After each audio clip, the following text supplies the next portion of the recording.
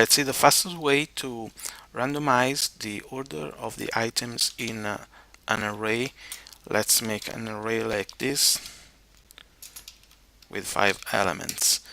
And so this is the array, gets 5 elements, and this is the order from 0 to 4, and the number are 1, 2, 5.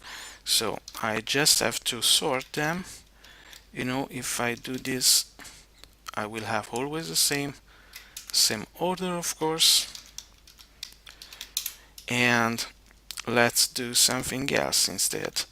Let's sort, and let's use a function with no name that will return dot 5 minus math.random